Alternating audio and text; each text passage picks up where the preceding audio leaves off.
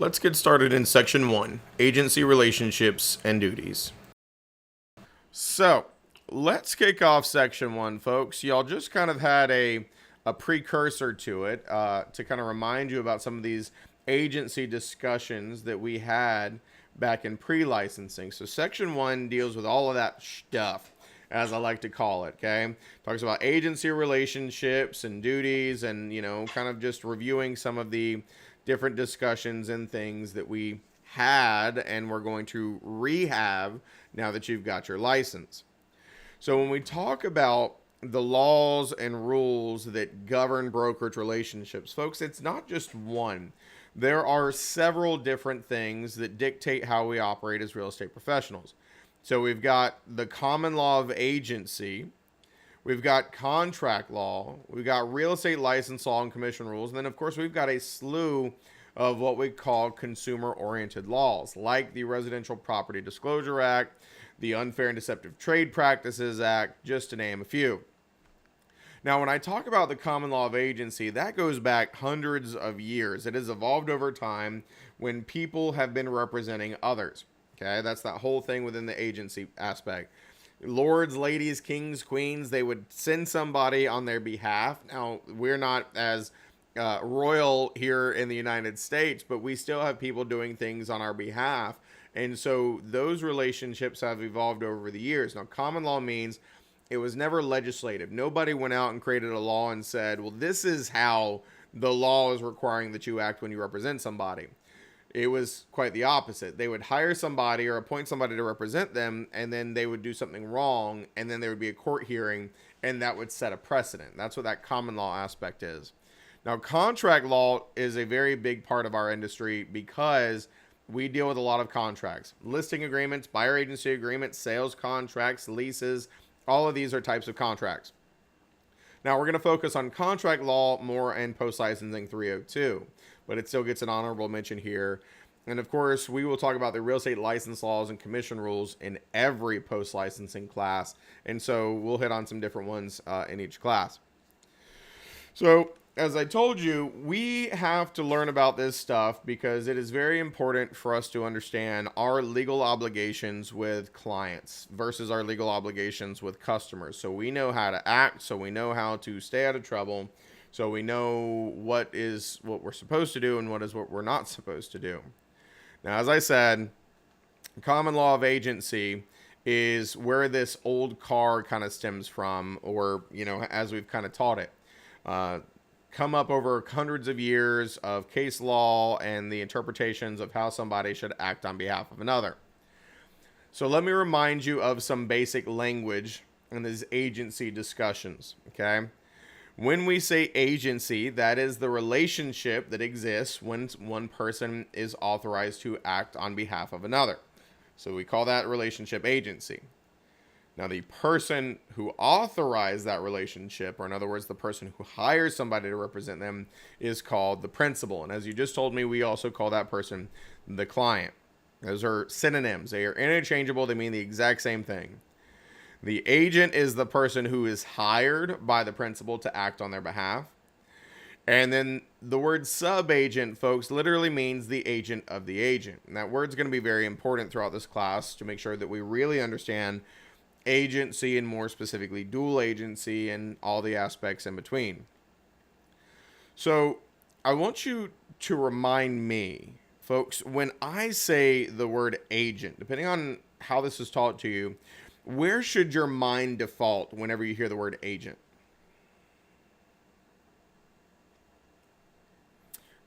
Who's... Wouldn't it be the company? There you go. The firm. The firm. Not to say that an individual licensee couldn't be an agent, but your brain needs to default to the firm because more often than not, people are affiliated with brokerage firms, and that would mean the firm is the agent. And then that would make all affiliated licensees sub-agents of that firm. Now, if you were a sole proprietor, sure, it could be a little bit different. But if you default to firm, you're more likely to have a better grasp of this. And I'll give you a couple examples as we go along this class. So the principal or the client is the person who hires the firm, typically, which is the agent, to act on their behalf. And so it could be a seller, it could be a buyer. Of course, we have other clients that we represent as well, like property owners by way of a property management agreement, and about 10 million other ways we could potentially represent people, I suppose. So the agent, as we said, defaults to the firm. Folks, this is very important to understand, and it's not so much like a, oh my gosh, I should be concerned about it, why does this sound so weird kind of thing. But when you go out, we can all agree that when we get phone calls from somebody and they say, well, hey, Matt, I want you to list my house. They want to hire Matt, but because Matt works for a firm, who they're actually hiring is his firm. And that's important to understand from a liability point of view, from an expectation point of view, from a representation point of view. As I said, it is possible to hire an individual agent who doesn't have a firm, but even though we say, okay, well, I got a new listing. Well, actually, my firm did, because of the way that we technically look at this. Don't get so caught up on it, but that's just the way it works. So the agent, typically by default, is the firm that is hired by the principal or the client, acting on behalf of them by way of a written agency agreement. Now, of course, in North Carolina, and this is going to be a very weird way of kind of teaching this, because we've got some things coming down the pipeline with some of these NAR settlements. And so, some things I'm going to teach you may potentially change in the next few months, specifically the differentiation between when oral agency agreements can happen and when they cannot, because there is some aspects of oral agency relationships that exist in North Carolina. But the agent is the firm, not the individual broker under most circumstances. Okay, under most circumstances. So that makes every affiliated licensee of the firm a subagent. And so several of you work for Coldwell Banker HPW in here, and you all are subagents of Coldwell Banker HPW. Whatever firm you work for, all the other licensees, folks, if we all worked for ABC Realty, we were all subagents of ABC Realty. And that's important to understand, because if you think about agency and agents and the relationship, folks, do you think that Tom Cruise has an agent? I would think so. I mean, the man's rolling in the dough. He's got all kinds of movie deals. He's probably got a really good agent. All right. Do you think Tom Cruise's agent probably has an assistant? Do you think Tom Cruise's agent's assistant also wants what's best for Tom Cruise? Yeah, without a doubt, because the more money Tom Cruise makes, the more money the agent makes, the more money the agent makes, the more money the subagent makes. And so that's why it's important to understand these subagency relationships. If a seller hires ABC Realty and we all work for ABC Realty, then we're all subagents to that seller, which means we want the same thing that ABC Realty wants. What's best for the seller. That's how this subagency thing works. And so even though we get hired, they're actually hiring the firm, we're the subagent. Now, of course, they're going to be working with us, folks. The firm is an entity.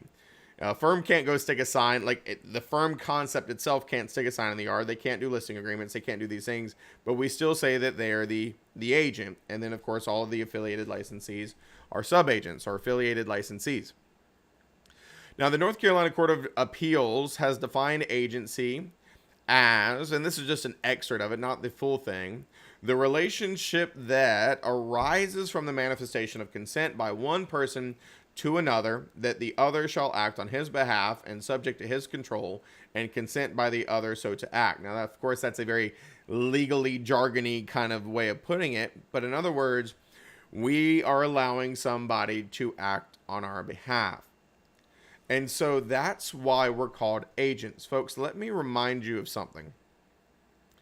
When I teach pre-licensing, I always have this conversation on day one, and it always kind of freaks people out. And I'll tell them, I said, well, if you're in pre-licensing, you're here to become a real estate broker, not a real estate agent and not a realtor. And some of them will panic and they'll kind of like look around. They're like, oh my God, am I in the wrong class? But then I have to explain to them that those words are not technically the same thing.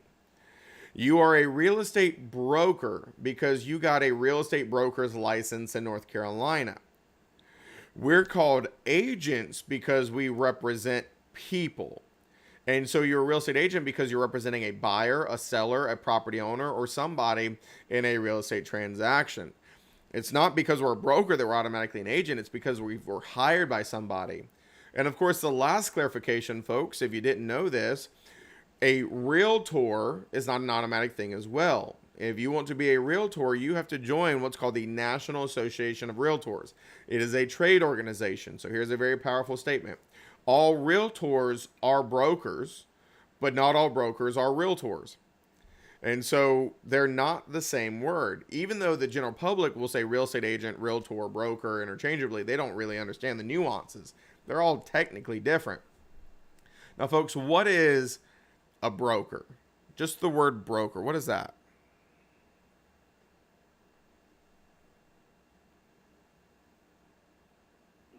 Like a middleman? Like a middleman. Yeah. Are real estate brokers the only brokers that exist? What other type of brokers exist?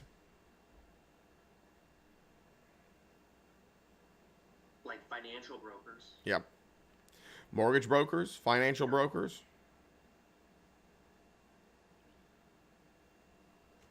Stock brokers, insurance brokers. Folks, a broker is somebody who brings together two parties, as Caroline said, kind of a middleman. And so we are real estate brokers. Well, folks, we're not the ones buying and selling the real estate. We bring together somebody who wants to sell real estate and somebody who wants to buy real estate. And we broker the deal, and we can get paid for brokering that deal because we have a license. And so that's the differentiation. It's not because we are a broker that we are agents. It's because we have somebody to represent. And so same thing with mortgage brokers. Folks, mortgage brokers are not lending money. There's a big confusion there. There's banks that lend money, but mortgage brokers bring together people who want to borrow money and banks that want to lend money. And they will figure out who's the best fit, and they will broker that deal. Same thing with insurance. If you've ever seen companies like Lending Tree, right? They say, well, when banks compete, you win. Well, Lending Tree was a mortgage broker. They would basically facilitate the discussions between you and multiple potential lenders to find what worked best for you. So a broker just brings together two parties. So we're agents. It sounds like such a cool title. We're agents because we represent other people, not because we sell real estate. Now, when we talk about us as real estate agents, we've got to talk about some very important terms and some very important duties. And of course, you've heard the term common law of agency as I just articulated it a few moments ago. But we're also going to define fiduciary. We're going to talk about that old car that you alluded to in the crossword puzzle and make sure that you really understand all the components of these fiduciary duties. And then we've also got to talk about a very important conversation of what our duties to our principals are or our clients after our relationship has ended. And it's kind of an interesting discussion. Now, when I say fiduciary, it's a very funny word, but a fiduciary, folks, is a person who is acting on behalf of another in a relationship of trust for the benefit of the person. And so it is putting them on a pedestal. This is not somebody that should take their job lightly. When we're dealing with that word trust, that means a lot. It means when they hire you, when you are acting as their fiduciary, they should be assured that you are looking after their best interest in every way, shape, and form without hesitation. To the extent, folks, when we act as fiduciaries to our clients, let me put you by comparison next to some other people who also act as fiduciaries just to prove a point on how important this is. Guardians, executors, attorneys, and us, we are all considered fiduciaries, people who should be looking after the best interest of our clients without a doubt. No ifs, ands, buts, or coconuts, as I like to say. And that's kind of an important thing. And the problem is there's a lot of things going on in our industry, and people are having, confusions about, well, who's looking after who, and, what are your obligations, and, what's the right thing to do. We've got laws, we've got rules. If you're a realtor, we got code of ethics. But the thing is, in North Carolina, we practice fiduciary brokerage only, which means if there's ever a time that you're making decisions and you're thinking about yourself and not your client's best interest, you're doing it wrong. And it'll come back to bite you. We've got to look after our client's best interest. Now, in that crossword puzzle we did earlier, we talked about some of the different tiers of authority. And so I will remind you there are three different levels of authority, not necessarily whom we're representing, although we give some common examples, but to what extent we can represent somebody. And so remind me, what were the three levels of agency authority? And we had a couple of them, not all of them in that crossword puzzle. There's a universal, Uni- general, and special. There you go. Universal, general, and special. So when we say special agency, it sounds really cool, right? I had a picture of James Bond on a previous slide, and he was always referred to as a special agent, right? Or if you ever watch any of the, one of my favorites is NCIS, or like very special agent Anthony DiNozzo, right? He always calls himself very special agent. And so a special agency sounds really important. But in the real estate world, it's not actually that important. A special agent, folks, is the lowest tier of authority. You should think of a special agent as an advisor. Nothing more, nothing less. And so what a special agency relationship, it gives you the authority to do very specific things on behalf of your client, but ultimately you do not have the authority to bind your client to anything. And let me explain why that's important. Folks, imagine that you were not a real estate professional. Okay, you're not a broker. And imagine you've got a house to sell, and so you hire a broker. Would you want that broker to have full authority to accept any offer they thought was good for you without consulting you? No. No. How about the other way around? If you are not a broker and you need to buy a house, so you hire a real estate broker, would you want that broker to have the authority to take your checkbook and write whatever amount they thought was necessary on a property without consulting you? Absolutely not. And that's what special agency is, folks. We are advisors. We tell them, well, here's what we think would be a good idea. Here's what we think would be a bad idea. Here's what we think you should do. But you have to understand, when you're working with buyers and sellers, you're acting as a special agent. So who ultimately makes the decisions?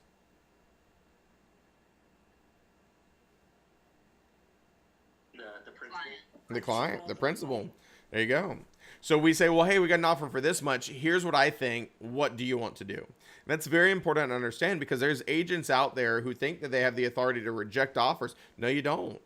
It may not be something that is in your client's best interest. It may be obvious that they don't want it, but you have not been given that authority to reject offers in a standard agency contract, because working with buyers and sellers, this is our default relationship. So special agency, lowest tier of authority, you're basically an advisor. General agency is a step up from that. And so a general agent has been given very specific authority to do certain things, but to the extent that they actually have the ability to bind their client to some things, not all things. So it'd be very, very specific on what they could or couldn't do. And so the most common example is a property manager, would be a very prime example of general agency. Why? Because in a property management agreement, they have been typically given the authority to order certain repairs on behalf of the owner up to what we call an NTE, or not to exceed amount. They also potentially have the ability to sign leases on behalf of the owner and start evictions on behalf of the owner if certain criteria are met. Now, let me ask you this. Do you think a property manager has the right to take the owner's profits and reinvest them anywhere they want to? No. No.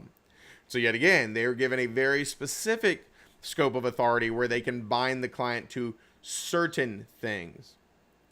Now, folks, there's another example that I'm sure you heard back in pre-licensing of, in the real estate industry, we're operating in a general agency capacity. Who remembers what it is?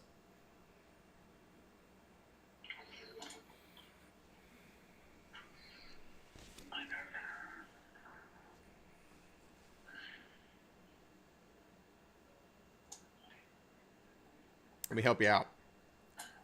It's you find folks on behalf of your real estate brokerage firm.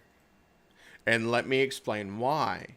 Folks, if you got a phone call today from somebody who wanted to buy a house, you're going to go meet with them, you're going to do a consult with them, and of course you're going to sign a buyer agency agreement. Well, who is the agent? Let's say we all work for ABC Realty. Who's the agent? The firm. ABC Realty. But who's going to sign that buyer agency agreement? The sub-agent. You are. And so what you just did is you just bound your firm to a relationship because you had that authority. Now, we can all agree that this is very limited. You can bind your firm to sellers, you can bind your firm to buyers, you can bind your firm to agency relationships, which makes you a general agent of your firm. Do you think your firm gives you the authority to go out and open new offices in their name, open new bank accounts in their name, or anything like that? No. There you go. So you, on behalf of your firm, or a property manager on behalf of a property owner, is typically acting in a general agency authority, a certain level of authority to bind them to very specific things, but not everything. And then, of course, the last one in the list, folks, was universal agency. Folks, how big is the universe? Big. Big, huge, giant, infinite. We could use a lot of different words. And so just like the universe is abundant or infinite, so are the powers of a universal agent. This person has so much power that they can do anything and everything on behalf of a person. Folks, first and foremost, is that a tier of authority that you think we ever really need as real estate agents? No. That's dangerous. Okay, I don't want that kind of authority. But this is not necessarily uncommon in the real estate industry. It's just not common for us to have. Now, folks, this is not, a lot of people like to think that this is a power of attorney. That's not specific enough. There are over 22 different types of power of attorney. You can have a medical power of attorney. You can have a financial power of attorney, a real estate power of attorney. But this would be what we call an unlimited power of attorney, where somebody is giving you power to do anything and everything on behalf of them. You can open up bank accounts in their name. You can close bank accounts in their names. You can open up businesses in their names. You can close businesses. You can pull the plug. You can spend their money. You can do everything and anything. And so while we're not going to be utilizing these personally, you may be dealing with these with clients who have one of these on behalf of somebody else. And so two common examples. One is military spouses. If somebody is deployed overseas, it is very common for their spouse to have an unlimited power of attorney, granting them universal agency. Why? Because they're going to need to buy and sell houses while they're gone. They're going to need to be able to open and close bank accounts. They're going to be able to make all those decisions. And if somebody's in Iraq or Europe or somewhere, they're not going to be around to do those things. Another way that this comes into play is when there's somebody who is appointed as a guardian of somebody else who maybe, has dementia or Alzheimer's or whatever it may be, that you could be given some universal capacity. So you will deal with these. Now, best course of action, always CYA, contact your attorney, because they're very specific on how they want these things filled out by the universal agent. It'll be like such and such as agent of such and such, or very specific language that they'll typically like to see. Now, for us in the real estate world, the way that we form relationships, of course, we got a lot of different types of agreements. We can use listing agreements, and we can use those for both residential and commercial. We got property management agreements. Now, folks, it's always important to realize who the relationships are with. Okay, so if I say listing agreements, who are the parties to a listing agreement? The seller. Seller and The Sub-agent. more specifically the firm, right? I mean, the sub-agent's going to sign it, but who's the agent? The firm. And so between the seller and the firm, as long as there is one. Well, property management agreements, who are the parties to that? The owner of the property And the property manager. the property manager. Typically a firm, but could be an individual licensee that's a BIC or something like that. What about a buyer agency agreement? Who are the parties to that? Not a buyer and seller. Buyer agency agreement, you had it right the first time. It's the buyer and the firm. Because it is a buyer hiring a firm to say, well, help me buy a property, help me find a suitable property. So you got to be careful, especially because I'm trying to go ahead and mentally prepare you for some of the test questions you'll see. you're going to get questions on relationships and who's a party to the agreement. Now, you said buyer and seller a second ago. Think about it. What type of document would have the buyer and the seller both on it? The offer to purchase. The sales contract or the lease or whatever it may be. When we're talking about agency agreements, it's the agent and the client, whoever that may be, depending on these different representation agreements. Now, this last one is a tenant representation agreement. This is a thing. It is where somebody who is wanting to rent hires an agent to help them rent a property.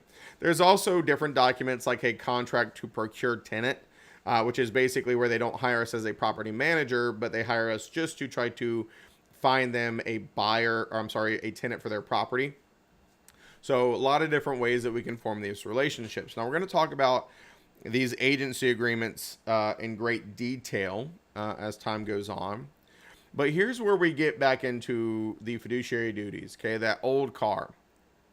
And so, of course, old car is, I said, an acronym for obedience, loyalty, disclosure. Now, I would amend this to say it's disclosure in general, not just material facts. The reason it says material facts is because certain things are material to your clients that are not material to the rest of the world. And so we're going to talk about that, but let's just call it disclosure of everything and anything pertinent to your clients, confidentiality, accounting, and reasonable skill and care. So let me ask you a couple questions, then let's explain some of these. All right. If I say obedience, what do I mean? Do what you Doing say. what the, just doing what the client asks. Yeah, you both got it right. Agree. Do what the client asks. Now, I will amend that a little bit. Legally. Yeah, there you go. Legally, right? So it is following your client's lawful, willful instructions. If they say jump, we say how high. If they say rob a bank, we're going to say no thank you, not interested, right? We're not going to follow all their instructions, but yeah, we're going to follow their lawful, willful instructions is the best way to put it. So let me give you an example of this obedience piece, folks, and you tell me what you think here. Imagine you go to a listing appointment and you do a CMA, which is comparative market analysis, and we're going to talk about those in this class as well.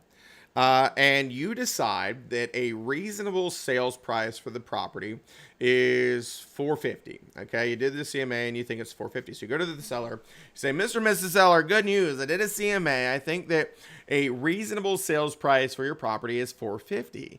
Isn't that great? And then here's what the sellers say. The sellers say, oh, great, $450. Okay. Mm-hmm. And we all know that the seller makes the final decision because we just talked about special agency. And so they say, well, do you want to list it at $450? And here's what the sellers say. They're like, $450.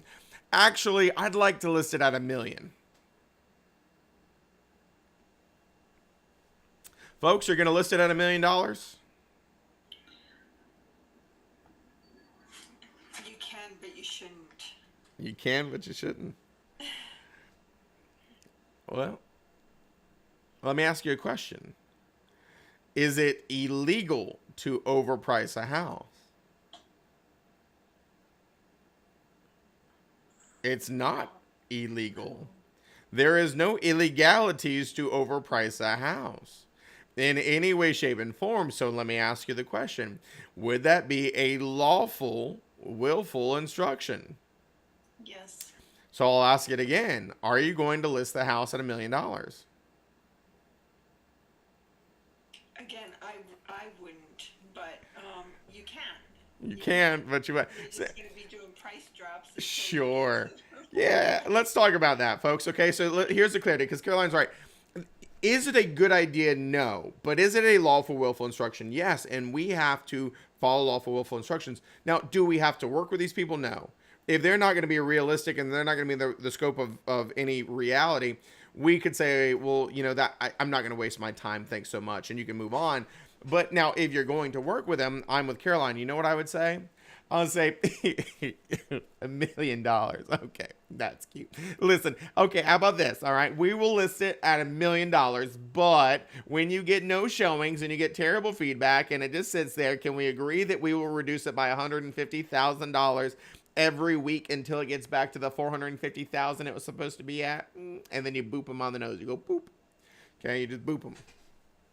Folks, it's a lawful, willful instruction. But you don't have to work with them. And of course, you don't have to waste your time. And so you would want to paint that reality. Now, I'll give you the converse to that in a second. So, we're talking about these fiduciary duties. And so we're talking about obedience. And I said, okay, well, if a seller wants to overprice their house, technically it is a lawful, willful instruction. So we could elect to not work with them, or we could give them some, dose of reality and set some expectations and then still do it because it is a lawful, willful instruction. Now, let me take this a step further. In the scenario that I gave you where you did a CMA and the house should sell for about $450,000 and they said they wanted to list it at $1 million. And you list it at $1 million and then they turn around and they say, well, listen, I'm not selling it for less than this. So you go out and you put a gun to somebody's head and you make them pay me $1 million. Okay. Are any of us going to do that? No. Because listen, folks, okay, that's illegal with a capital I, okay, and you're going to go to jail. And I'll tell you what, I don't look good in orange, okay? And I'm a big old snuggly bearded man. I'd be somebody's boyfriend in jail real quick. I can't need that. I don't need that kind of negativity in my life, okay? I'm going to pass on that. All right. Now, let's take this to an actual dose of reality, folks. Of course, I'm being a little dramatic to make a point here, but let's incorporate something else. And we're going to really have some in-depth conversations, folks. Who do we owe material facts disclosure to? Everybody. The way I like to teach it, because I'm cool and hip and all that fun-filled jazz, I like to teach it like song lyrics, folks. You owe material facts disclosure to everybody in the club getting tipsy, okay? Everybody in the club getting tipsy gets material facts disclosure. Folks, I'm going to spell that for you. It's ERRRRRY body. Everybody in the club getting tipsy gets material facts disclosure. So now let's paint a real picture for you, folks. If the seller tells you their roof leaks, you have to tell everybody. So when they look at you and they say, don't you tell nobody my roof leaks, would that be a lawful, willful instruction? No. There you go. And so obedience only goes as far as legality, right? Lawful, willful instructions. Well, loyalty is where their needs, wants, and desires come before our own. I'm going to say that again. Their needs, wants, and desires come before our own. What is good for them is more important than what is good for us. And I'm going to tell you something, and you're not going to like it, but then I'm going to come full circle. And this is a very important thing to understand, especially with some of the things coming down the pipeline from this NAR settlement. So if we have a client who's a buyer and they call us up and they send us a list of homes, they say, well, this Saturday, I want to go see this house, and this house. And you look them all up and you realize house number 1 is offering you 3% commission, and house number 2 is offering you 2.4%, and house number 3 is offering you $1, one individual dollar, just one. Okay. Folks, you cannot refuse to take your client to the house that's only offering you $1. You can't do it because their needs, wants, and desires come before your own. Now, nobody panic. Here's where I'm going to come full circle. You probably don't like what I just said, but here's the thing. You will find that when we look at the buyer agency agreement, that it says what we expect to make on there. And then it goes on to say that we will seek to get that compensation from the seller, the seller's agent, or otherwise.